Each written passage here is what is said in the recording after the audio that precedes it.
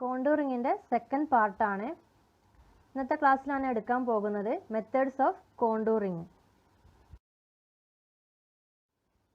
രണ്ട് മെത്തേഡ്സ് ആണുള്ളത് കോണ്ടൂറിങ്ങിൽ. First one ആണ് direct method, second one indirect method.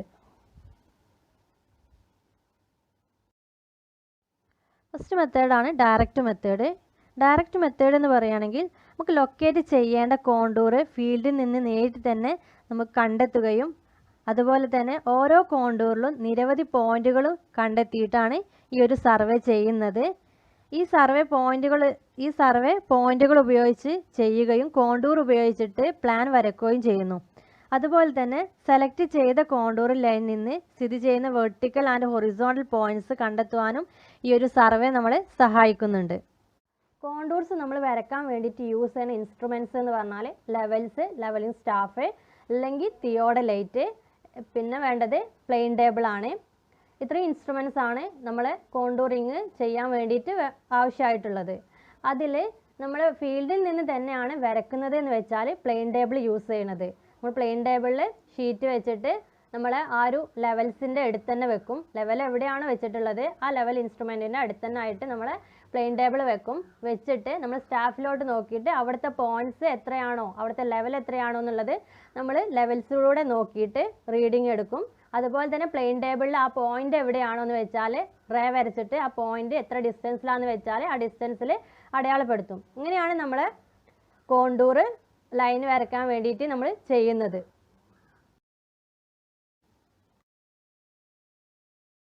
Next ആണ് വരുന്നത് direct method by radial lines. Radial lines വെച്ചിട്ട് ഡയറക്റ്റ് മെത്തേഡ് ചെയ്യുന്ന രീതിയാണ് ഈ പറയുന്നത്.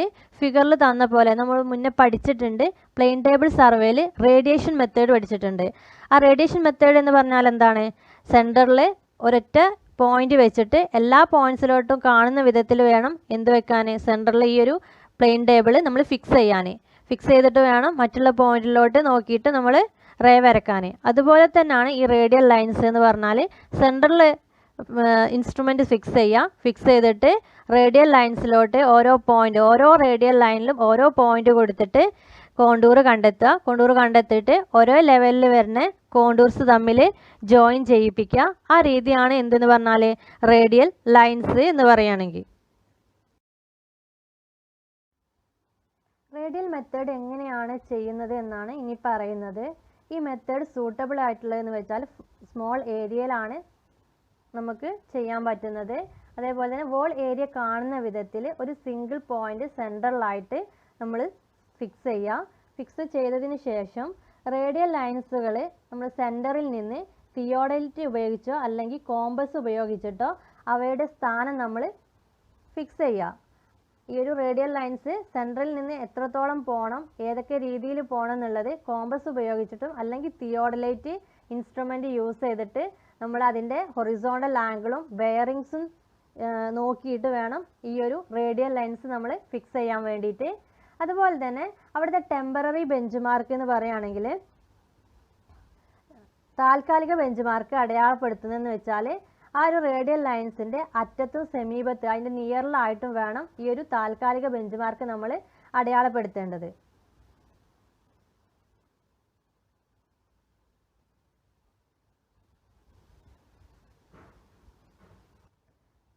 നെക്സ്റ്റ് നമ്മൾ റേഡിയൽ ലൈൻസ് നമ്മൾ ഫിക്സ് ചെയ്തതിന് ശേഷം ഈ കോണ്ടൂർ പോയിന്റ്സ് ഈ ലൈനുകളിൽ അടയാളപ്പെടുത്തണം. ആ അടയാളപ്പെടുത്താൻ വേണ്ടിയിട്ട് ഈ പോയിന്റ്സ് എവിടേക്കാണ് നമ്മൾ ഫിക്സ് ചെയ്തിട്ടുള്ളത് എന്നുള്ളത് നമ്മളെ പ്ലാനിൽ നമുക്ക് പ്ലോട്ട് ചെയ്യണം.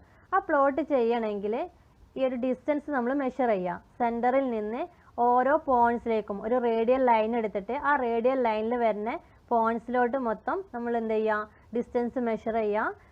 മെഷർ ചെയ്തതിന് ശേഷം ആ ഡിസ്റ്റൻസ് എത്രയാണോ അത് നമ്മൾ ആ ഒരു പ്ലാനിൽ പ്ലോട്ട് ചെയ്യുക. അങ്ങനെ ഓരോ റേഡിയൽ ലൈനും യൂസ് ചെയ്തിട്ട് എല്ലാ റേഡിയൽ ലൈനിലും ഓരോ പോയിന്റ്സ് ഉണ്ടാവും. ഒന്നിൽ കൂടുതൽ പോയിന്റ്സ് ഉണ്ടാവും ഓരോ റേഡിയൽ ലൈൻസിലും.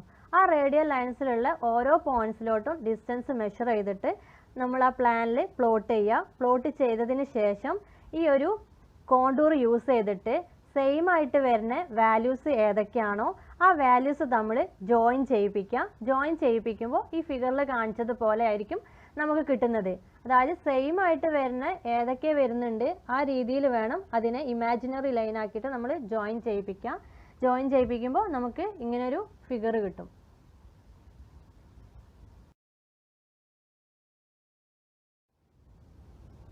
നെക്സ്റ്റ് മെത്തേഡാണ് ഇൻഡയറക്റ്റ് മെത്തേഡ്. ഇൻഡയറക്റ്റ് മെത്തേഡ് എന്ന് പറഞ്ഞാൽ നമ്മൾ കോമൺലി യൂസ് ചെയ്യുന്ന ഒരു മെത്തേഡാണ്. അതുപോലെ തന്നെ ഈ മെത്തേഡ് എന്ന് പറഞ്ഞാൽ സിമ്പിളാണ്, എളുപ്പത്തിൽ ചെയ്യാൻ പറ്റും, അതേപോലെ ലെസ് കോസ്റ്റും ആണ് ഈ മെത്തേഡ് ചെയ്യുന്നത്. ഈ മെത്തേഡ് എങ്ങനെ ചെയ്യാന്ന് വെച്ചാൽ നമ്മൾ സ്പോട്ട് ലെവൽ എടുക്കുക. അപ്പോൾ സ്പോട്ട് ലെവൽ എടുക്കുക എന്ന് പറയുമ്പോൾ നമ്മൾ എടുക്കുന്ന ഏരിയൻ്റെ മുകളിലായിട്ടുള്ള ലൈൻസിലുള്ള പോയിന്റ്സ് വെച്ചിട്ട് അവിടുത്തെ സ്പോട്ട് ലെവൽ എടുക്കുക. ഇതിൻ്റെ പൊസിഷൻ എന്ന് പറഞ്ഞാൽ ഈ പോയിന്റ്സിൻ്റെ പൊസിഷൻ എന്ന് പറഞ്ഞാൽ ഓൾറെഡി നമ്മൾ മുന്നേ ചെയ്യുന്ന സർവേയിൽ പ്രിപ്പയർ ചെയ്തിട്ടുണ്ട്. ആ പോയിന്റ്സ് വെച്ചിട്ടാണ് നമ്മളിവിടെ ചെയ്യുന്നത്. അപ്പോൾ എന്ത് ചെയ്യുക, അവിടുത്തെ കോണ്ടൂർസ് നമുക്ക് റെഡ്യൂസ് ചെയ്യുകയും ചെയ്യാം. എന്നിട്ട് എന്ത് ചെയ്യുക, ഈ ലെവൽസ് വെച്ചിട്ട് നമ്മൾ ഇൻ്റർപോളേറ്റ് ചെയ്തിട്ട് വരയ്ക്കുക. ഈ മെത്തേഡ് പറഞ്ഞാൽ ഈ മെത്തേഡിന് പറയുന്ന പേരാണ് സ്പോട്ട് ലെവൽ എന്നുള്ളത്. ഇൻഡയറക്റ്റ് മെത്തേഡ് തന്നെ മൂന്നായിട്ട് ഡിവൈഡ് ചെയ്തിട്ടുണ്ട്. ഫസ്റ്റ് വൺ എന്ന് പറഞ്ഞാൽ by square method, second one by cross section, third വണ്ണാണ് ബൈ ടാക്കോമെട്രി. ഇൻഡയറക്റ്റ് മെത്തേഡിൽ ഫസ്റ്റ് വണ്ണാണ് സ്ക്വയർ മെത്തേഡ്. സ്ക്വയർ മെത്തേഡ് നമ്മൾ എങ്ങനെ ചെയ്യണമെന്ന് വെച്ചാൽ ഒരു വോൾ ഏരിയനെ നമ്പർ ഓഫ് സ്ക്വയർ ആക്കിയിട്ട് ഡിവൈഡ് ചെയ്യുക. ഈ ഫിഗറിൽ കാണിച്ചതുപോലെ ഒരു ഏരിയനെ നമ്പർ ഓഫ് സ്ക്വയർ ആക്കിയിട്ട് ഡിവൈഡ് ചെയ്യുക. സ്ക്വയർ ആക്കിയിട്ട് ഡിവൈഡ് ചെയ്യുമ്പോൾ അതിൻ്റെ ഈ സ്ക്വയറിൻ്റെ സൈഡ് എന്ന് പറഞ്ഞാൽ 5 മീറ്റർ മുതൽ 30 മീറ്റർ വരെ വരും. അത് എന്തിനെ ഡിപ്പെൻഡ് ചെയ്യണമെന്ന് വെച്ചാൽ നേച്ചർ ഓഫ് ദി ഗ്രൗണ്ടിനെയും അതുപോലെ അവിടെയുള്ള കോണ്ടൂർ ഇൻ്റർവെല്ലിനെയാണ് ഡിപ്പെൻഡ് ചെയ്യുന്നത്. ആ കോണ്ടൂർ ഇൻ്റർവെല്ലിനെയും അതേപോലെ തന്നെ ഗ്രൗണ്ടിൻ്റെ നേച്ചറിനെയും ഡിപ്പെൻഡ് ചെയ്തിട്ട് വേണം ഓരോ സ്ക്വയറും എത്ര മീറ്റർ വേണം എന്നുള്ളത് ഫിക്സ് ചെയ്യാൻ വേണ്ടിയിട്ട്. ഈ എല്ലാ സ്ക്വയറും എല്ലായിടത്തും നമ്മൾ ഈ ഒരു ഓൾ ഏരിയയിൽ വരയ്ക്കുമ്പോൾ എല്ലാ സ്ക്വയറും സെയിം സൈസ് ആവണമെന്നില്ല. ഈ സ്ക്വയറിൻ്റെ കോർണറിലായിട്ട് പെഗ് വെച്ചിട്ട് നമ്മൾ ഫിക്സ് ചെയ്യുക. ഫിക്സ് ചെയ്തിട്ട് അവിടെ ഒരു ലെവൽസ് യൂസ് ചെയ്തിട്ട് അവിടുത്തെ റെഡ്യൂസർ ലെവൽ, ഓരോ പോയിന്റിലുള്ള റെഡ്യൂസർ ലെവൽ നമ്മൾ ഡിറ്റർമൈൻ ചെയ്യുക. ഡിറ്റർമൈൻ ചെയ്തതിന് ശേഷം നമ്മൾ പ്ലോട്ടിലായിട്ട് വരയ്ക്കുമ്പോൾ അതിൽ ഓരോ പോയിന്റ്സും സെയിം ആയിട്ട് വരുന്ന പോയിന്റ്സ് തമ്മിൽ കോണ്ടൂർ ലൈൻസ് യോജിപ്പിക്കുക, ജോയിൻ ചെയ്യിപ്പിക്കുക. അപ്പോൾ ഈ തന്നിട്ടുള്ള ഫിഗർ നോക്കിയാൽ നമുക്ക് മനസ്സിലാകും നമ്പർ ഓഫ് സ്ക്വയർ ആക്കിയിട്ട് ഡിവൈഡ് ചെയ്തിട്ടുണ്ട്. ആ നമ്പർ ഓഫ് സ്ക്വയർ ആക്കി ഡിവൈഡ് ചെയ്തിട്ട് ഓരോ കോർണറിൽ വെച്ചിട്ട് ലെവൽ വെച്ചിട്ട് അവിടുത്തെ റെഡ്യൂസർ ലെവൽ നമ്മൾ മെഷർ ചെയ്യും. മെഷർ ചെയ്തിട്ട് ആ അളവ് വെച്ചിട്ട് നമ്മൾ എന്തിൽ വരക്കും, നമ്മൾ പ്ലാനിൽ വരക്കും. പ്ലാനിൽ വരക്കുമ്പോൾ സെയിം ആയിട്ട് വരുന്ന പോയിന്റ്സ് ഏതൊക്കെയാണോ, എലിവേഷൻസ് ഏതൊക്കെയാണോ അത് തമ്മിൽ ജോയിൻ ചെയ്യിപ്പിക്കും. ഇവിടെ നമുക്ക് എന്ത് തന്നിട്ടുണ്ട്, ക്ലോസ്ഡ് ആയിട്ടുള്ള കോണ്ടൂർസ് നമുക്ക് കിട്ടിയിട്ടുണ്ട്. അങ്ങനെ ക്ലോസ്ഡ് ആയിട്ടുള്ള കോണ്ടൂർസ് നമുക്ക് കിട്ടുകയാണെങ്കിൽ നമ്മൾ പഠിച്ചിട്ടുണ്ട് മുന്നേ, ഒന്നെങ്കിൽ ഡിപ്രഷൻ ആയിരിക്കും, ഇല്ലെങ്കിൽ എന്തായിരിക്കും, ഹില്ലായിട്ടുള്ള ഏരിയ ആയിരിക്കും. അതുപോലെ ഓവർ ഹാങ്ങിങ് ക്ലിഫ്, അതുപോലെ എന്താണ് വെർട്ടിക്കൽ ക്ലിഫ്, ഇതൊക്കെ പഠിച്ചിട്ടുണ്ട്. അപ്പോൾ നമുക്ക് കോണ്ടൂർ ലൈൻസ് എങ്ങനെയാണോ ഏത് രീതിയിലാണോ നമുക്ക് കിട്ടുന്നത് അതിനനുസരിച്ചായിരിക്കും അവിടുത്തെ ടോപ്പോഗ്രഫി, അതായത് ഭൂപ്രകൃതി എങ്ങനെയാണെന്നുള്ളത് നമുക്ക് മനസ്സിലാക്കാൻ പറ്റുക. നെക്സ്റ്റ് വണ്ണാണ് ക്രോസ് സെക്ഷൻ മെത്തേഡ്. ഈ ക്രോസ് സെക്ഷൻ മെത്തേഡ് സൂട്ടബിൾ ആയിട്ടുള്ള സർവേ എന്ന് പറഞ്ഞാൽ റോഡ്, റെയിൽവേ, കനാല് എന്നിങ്ങനെയുള്ളതും അതുപോലെ തന്നെ ഇടുങ്ങിയതും നേരെ ഉള്ളതുമായിട്ടുള്ള സ്ട്രിപ്പ്, അതായത് നാരോ സ്ട്രിപ്പ് ആയിട്ടുള്ള പ്ലേസിലുമാണ് ഈ ഒരു ക്രോസ് സെക്ഷൻ മെത്തേഡ് നമ്മൾ യൂസ് ചെയ്യുന്നത്. അതുപോലെ തന്നെ ഇത് ചെയ്യുന്ന രീതി എന്ന് പറഞ്ഞാൽ ഇതിൻ്റെ ഒരു സർഫസിന് സെൻറ്റർ ലൈന് പെർപെൻഡിക്കുലർ ആയിട്ടാണ് ക്രോസ് സെക്ഷൻസ് സെറ്റ് ഔട്ട് ചെയ്യുക. സെറ്റ് ഔട്ട് ചെയ്തിട്ട് ഈ ക്രോസ് സെക്ഷൻ്റെ സ്പേസിങ് എന്ന് പറഞ്ഞാൽ കോണ്ടൂർ ഇൻ്റർവെല്ലിനെയും അതേപോലെ തന്നെ പ്ലാനിൻ്റെ സ്കെയിലിനെയും ഗ്രൗണ്ടിൻ്റെ സ്വഭാവത്തെയും അനുസരിച്ചിട്ട് 20 മുതൽ 100 മീറ്റർ വരെ ആയിരിക്കും ഇതിൻ്റെ ക്രോസ് സെക്ഷൻ എന്ന് പറഞ്ഞാൽ. നമ്മൾ ഈ ഫിഗറിൽ കാണിച്ചതുപോലെ ഈ സെൻറ്റർ ലൈന് തിക്കായിട്ടുള്ളതാണ്, അതാണ് എന്തെന്ന് പറഞ്ഞത്, സെൻറ്റർ ലൈൻ എന്ന് പറഞ്ഞത്. അതിന് പെർപെൻഡിക്കുലർ ആയിട്ടാണ് ക്രോസ് സെക്ഷൻസ് നമ്മൾ സെറ്റ് ഔട്ട് ചെയ്യേണ്ടത്. അങ്ങനെ സെറ്റ് ഔട്ട് ചെയ്തിട്ടുണ്ടെങ്കിൽ ഈ ക്രോസ് സെക്ഷനിലെ ലൈനുകൾക്ക് ഈ സെൻറ്റർ ലൈനുമായിട്ട് റൈറ്റ് ആംഗിളിൽ ആകണമെന്നില്ല. എല്ലായിടത്തും ഒരുപോലെ ഈ സെൻറ്റർ ലൈനിൽ മറ്റുള്ള ലൈൻസ് റൈറ്റ് ആംഗിൾ ആകണമെന്നില്ല. ചില ലൈൻസുകൾ എന്താകും, ചെരിഞ്ഞ നിലയിലും നമുക്ക് കാണാൻ പറ്റും. അത് കഴിഞ്ഞതിന് ശേഷം ആദ്യം നമ്മൾ സെൻട്രൽ ലൈനും ക്രോസ് സെക്ഷനും ആവശ്യമായിട്ടുള്ള ഒരു സ്കെയിലിൽ പ്ലോട്ട് ചെയ്യുക. പ്ലോട്ട് ചെയ്തതിന് ശേഷം RL അതിനെ അടയാളപ്പെടുത്തുകയും വേണം. അതിൻ്റെ RL അടയാളപ്പെടുത്തുക. ആദ്യം നമുക്ക് എന്ത് ചെയ്യാം, സെൻട്രൽ ലൈനും ക്രോസ് സെക്ഷൻസും ആവശ്യമായിട്ടുള്ള സ്കെയിലിൽ പ്ലോട്ട് ചെയ്തിട്ട് അവിടുത്തെ RL മാർക്ക് ചെയ്യുക. മാർക്ക് ചെയ്തതിന് ശേഷം അതിനനുസരിച്ചിട്ടുള്ള ഈ RLന് അനുസരിച്ചിട്ടുള്ള കോണ്ടൂർ ഇൻ്റർപോളേറ്റ് ചെയ്യുകയും ചെയ്യുക. അതായത് കോണ്ടൂർ ലൈൻസ് ആവശ്യമനുസരിച്ച്, അതായത് നമുക്ക് ഒരേ ലെവലിൽ വരുന്ന ഏതൊക്കെയാണ് കോണ്ടൂർ ഉള്ളത് ആ കോണ്ടൂർ തമ്മിൽ യോജിപ്പിക്കുകയും ചെയ്യുക. ഇങ്ങനെയാണ് എന്ത് ചെയ്യേണ്ടത്, ക്രോസ് സെക്ഷൻ മെത്തേഡ് ചെയ്യേണ്ട രീതി എന്ന് പറഞ്ഞാൽ. തേർഡ് വണ്ണാണ് by tacheometric method. Tacheometric method എന്ന് പറഞ്ഞാൽ ഒരു ട്രാൻസിറ്റ് തിയോഡലൈറ്റ് ആണ്. തിയോഡലൈറ്റ് എന്ന് പറഞ്ഞാൽ എന്താണ്, ഒരു സർവേ ഇൻസ്ട്രുമെൻ്റ് ആണ്. ആ സർവേ ഇൻസ്ട്രുമെൻറ്റിൽ ആ തിയോഡലൈറ്റിൽ ഒരു ടെലസ്കോപ്പ് ഉണ്ട്. ആ ടെലസ്കോപ്പിനെ നമുക്ക് ഏത് രീതിയിൽ വേണമെങ്കിലും സ്ഥാനം മാറ്റാം. അങ്ങനെ സ്ഥാനം മാറ്റാൻ പറ്റുന്ന തിയോഡലൈറ്റിനെയാണ് എന്തെന്ന് പറഞ്ഞത്, ട്രാൻസിറ്റ് തിയോഡലൈറ്റ് എന്ന് പറഞ്ഞത്. ആ ടെലസ്കോപ്പിൻ്റെ ഡയഫ്രത്തിലായിട്ട് 2 സ്റ്റേഡിയ വയർ ഫിറ്റ് ചെയ്തിട്ടുണ്ടാകും. അതിലെ ആ സ്റ്റേഡിയ വയർ എന്ന് പറഞ്ഞത് സെൻട്രൽ വയറിൻ്റെ മുകളിലായിട്ടും താഴെയായിട്ടുമാണ് ഈ 2 സ്റ്റേഡിയ വയർ ഫിറ്റ് ചെയ്തിട്ടുള്ളത്. ഇതാണ് ടാക്കോമെട്രിക് മെത്തേഡിൻ്റെ ഫിഗർ. ഇതിൽ നമുക്ക് കാണേണ്ടത് ഹൊറിസോണ്ടൽ ഡിസ്റ്റൻസ് ആണ്. ഹൊറിസോണ്ടൽ ഡിസ്റ്റൻസ് എന്ന് പറഞ്ഞാൽ ഇൻസ്ട്രുമെൻറ്റ് സ്റ്റേഷനും സ്റ്റാഫ് സ്റ്റേഷനും തമ്മിലുള്ള ഹൊറിസോണ്ടൽ ഡിസ്റ്റൻസിനെയാണ് ഇവിടെ പറഞ്ഞിട്ടുള്ളത്. അതാണ് നമുക്ക് കാണേണ്ടത്. ഹൊറിസോണ്ടൽ ഡിസ്റ്റൻസ് റെപ്രസെൻ്റ് ചെയ്യുന്നത് D എന്നാണ്. അതായത് horizontal distance is equal to F/I into S plus F+D എന്ന് തന്നിട്ടുണ്ട് ഇവിടെ. അതെന്ന് പറഞ്ഞാൽ M എന്ന് പറഞ്ഞാൽ, അതായത് F/I എന്ന് പറഞ്ഞാൽ മൾട്ടിപ്ലൈയിങ് കോൺസ്റ്റൻ്റ് ആണ്. അതുപോലെ S എന്ന് പറഞ്ഞാൽ സ്റ്റാഫ് ഇൻ്റർസെപ്റ്റ്, C എന്ന് പറഞ്ഞാൽ അഡിറ്റീവ് കോൺസ്റ്റൻ്റ് ആണ്. അതായത് F+C എന്ന് പറയും. ഇത് കാണാൻ വേണ്ടി ഈ സ്റ്റാഫ് ഇൻ്റർസെപ്റ്റ് എന്ന് പറഞ്ഞാൽ ഇവിടെ തന്നിട്ടുണ്ട് നമ്മൾ ഫിഗറിൽ S എന്ന് പറഞ്ഞിട്ട്. അതായത് ലോവർ ആൻഡ് അപ്പർ ലെവലിൻ്റെ, അതായത് അതിൻ്റെ സ്റ്റേഡിയ വയറിലുള്ള വാല്യൂ ഉണ്ടാവും, അത് തമ്മിലുള്ള ഡിഫറൻസ് ആണ് S എന്ന് പറഞ്ഞാൽ. ഇവിടെ മൾട്ടിപ്ലൈയിങ് കോൺസ്റ്റൻ്റ് ആക്കിയിട്ട് നമ്മൾ എടുക്കുന്നത്, സാധാരണ എടുക്കുന്നത് 100 ആണ്. ആ രീതിയിലാണ് എന്ത് കണ്ടുപിടിക്കേണ്ടത്, ഇവിടുത്തെ ഹൊറിസോണ്ടൽ ഡിസ്റ്റൻസ് കണ്ടുപിടിക്കേണ്ടത്.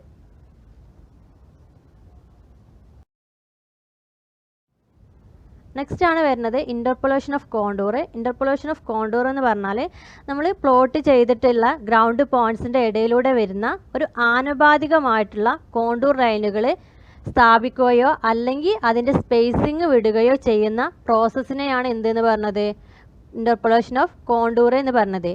ഈ കോണ്ടൂർസിൻ്റെ അസംഷൻ എന്ന് പറഞ്ഞാൽ ഇതിൻ്റെ സ്ലോപ്പ് ഗ്രൗണ്ട്, അതായത് ഗ്രൗണ്ടിൻ്റെ സ്ലോപ്പ് എന്ന് പറഞ്ഞാൽ 2 പോയിൻറ്റ്സ് തമ്മിൽ യൂണിഫോം ആയിരിക്കും എന്നുള്ള അസംഷനിലാണ് നമ്മൾ ഈ ഒരു ഇൻ്റർപോളേഷൻ ഓഫ് കോണ്ടൂർ ചെയ്യുന്നത്.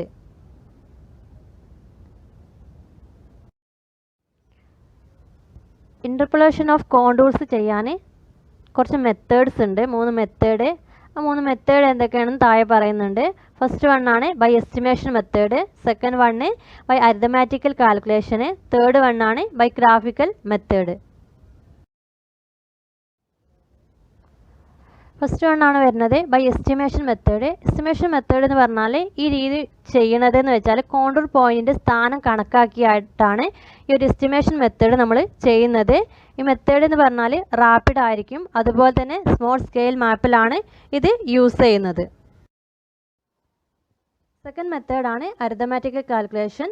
അരിതമാറ്റിക്കൽ കാൽക്കുലേഷൻ എന്ന് പറഞ്ഞാൽ ഈ മെത്തേഡ് എന്ന് പറഞ്ഞാൽ ഇൻ്റർപോളേഷൻ വഴിയാണ് നമ്മൾ ചെയ്യുന്നത്.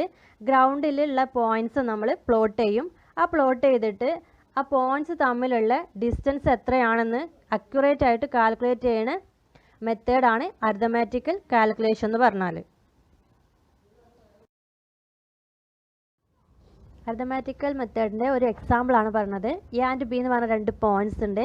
അതിൻ്റെ ഡിസ്റ്റൻസ് എന്ന് പറഞ്ഞാൽ 10 മീറ്റർ ആണ്. അവിടുത്തെ റെഡ്യൂസർ ലെവൽ 41.3 ആൻഡ് 43.8 എന്ന് തന്നിട്ടുണ്ട്. അതേപോലെ തന്നെ അവിടുത്തെ കോണ്ടൂർ ഇൻ്റർവെൽ എന്ന് പറഞ്ഞത് 1 ആണെന്ന് അസ്യൂം ചെയ്യുക. അതുപോലെ അവിടുത്തെ കോണ്ടൂർ എയിലും ബിയിലുള്ള കോണ്ടൂറാണ് 42 മീറ്റർ ആൻഡ് 43 മീറ്റർ. അത് 42 മീറ്ററും 43 മീറ്ററും എത്ര ഡിസ്റ്റൻസ് മാറിയാണ് ഈ പോയിൻറ്റ്സിൽ നിന്ന് എന്നാണ് നമുക്കിവിടെ കാണേണ്ടത്. അപ്പോൾ ഫസ്റ്റ് കാണാം difference level between A and B.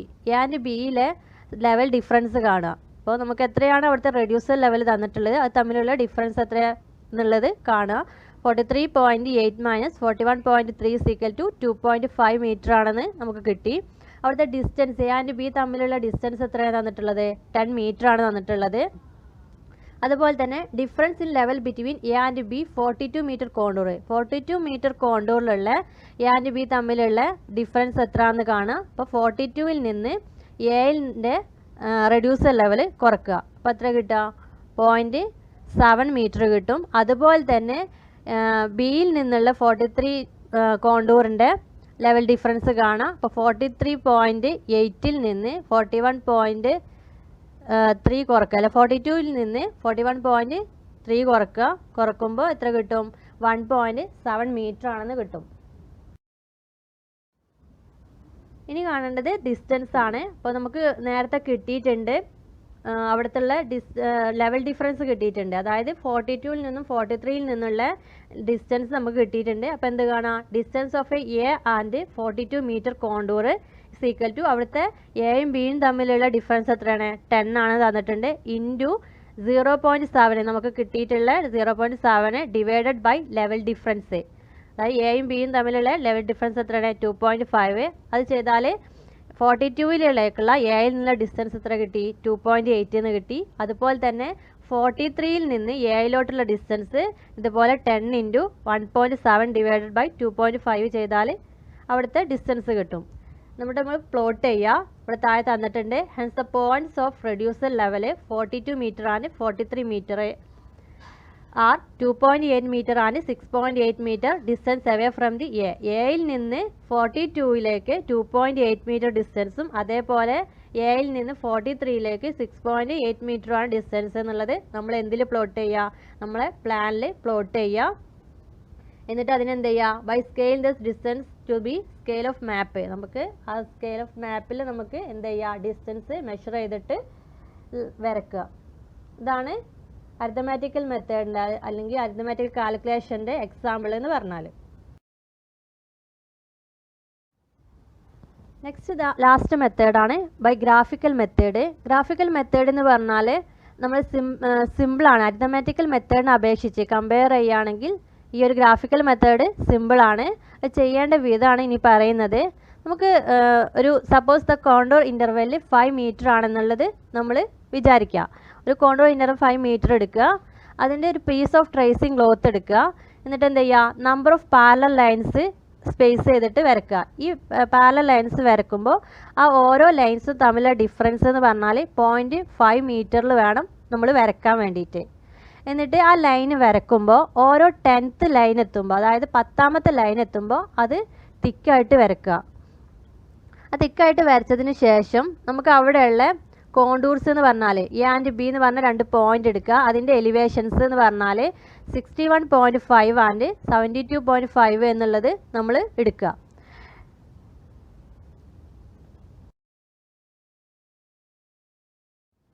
നമ്മൾ നേരത്തെ പറഞ്ഞ പോലെ തന്നെ ഇതാണ് അതിൻ്റെ ഫിഗർ വരുന്നത്. ഓരോ പാരലൽ ലൈൻസ് ആക്കിയിട്ട് വരച്ചിട്ടുണ്ട്. ആ പാരലൽ ലൈൻസ് തമ്മിലുള്ള ഡിഫറൻസ് എന്ന് പറഞ്ഞാൽ 0.5 ആണ്. അതുപോലെ തന്നെ അതിൻ്റെ സൈഡിലായിട്ട് എന്ത് കൊടുത്തിട്ടുണ്ട്? അവിടുത്തെ കോണ്ടൂർ കൊടുത്തിട്ടുണ്ട്. നമ്മൾ കോണ്ടൂർ അസ്യൂം ചെയ്തിട്ട് കൊടുക്കുക. നമുക്ക് എത്രയാണ് തന്നിട്ടുള്ളത്? എ ആൻഡ് ബിയിൽ എത്രയാണ് തന്നിട്ടുള്ളത്? എയിൽ 61.5ഉം ബിയിൽ 72.5ഉം ആണ് നമുക്ക് തന്നിട്ടുള്ളത്. അപ്പോൾ അതിനനുസരിച്ച് എന്ത് ചെയ്യുക? കോണ്ടൂർ നമ്മൾ കൊടുക്കുക. 60, 65, 70, 75 എന്നുള്ള രീതിയിൽ സൈഡിലായിട്ട് കൊടുത്തിട്ട് അതിൻ്റെ മേലെ എന്ത് ചെയ്യുക? ട്രേസിംഗ് പേപ്പർ വെക്കുക. ട്രേസിംഗ് പേപ്പർ വെച്ചിട്ട് നമുക്ക് എത്രയാണോ വാല്യൂ, എ ആൻഡ് ബിയിലെ വാല്യൂ എത്രയാണോ ആ വാല്യൂ ഇതിൽ അടയാളപ്പെടുത്തുക. നമുക്ക് തന്നിട്ടുള്ള എയിലുള്ള വാല്യൂ 61.5 മീറ്റർ ആണ്. അത് 60ൻ്റെയും 65ൻ്റെയും ഇടയിലായിട്ട് വരിക. അപ്പോൾ അത് മാർക്ക് ചെയ്യുക. മാർക്ക് ചെയ്തിട്ട് 1 എന്നുള്ള പോയിന്റിൽ 65 മാർക്ക് ചെയ്യുക. 2 എന്നുള്ള പോയിന്റിൽ 70 മാർക്ക് ചെയ്യുക. അത് കഴിഞ്ഞിട്ട് ബി എന്ന് പറഞ്ഞ പോയിന്റിൽ എത്ര വരുന്നത്? 72.5 ആണ്. അതും നമ്മൾ മാർക്ക് ചെയ്യുക. ഈ രീതിയിലാണ് ഗ്രാഫിക്കൽ മെത്തേഡ് ചെയ്യേണ്ടത്. എന്നിട്ട് എന്തെന്ന് ചെയ്യുക? അത് ഇൻ്റർപോളേറ്റ് ചെയ്യുക. 2 കോണ്ടൂർസ് തമ്മിലും ഇൻ്റർപോളേറ്റ് ചെയ്യുക. അപ്പോൾ നമുക്ക് അവിടുത്തെ ലൈൻസ് എങ്ങനെയാണ് വരക്കേണ്ടതെന്നുള്ളത് കിട്ടും. ഈ രീതിയാണ് ഗ്രാഫിക്കൽ മെത്തേഡിന് നമ്മൾ ചെയ്യേണ്ടത്.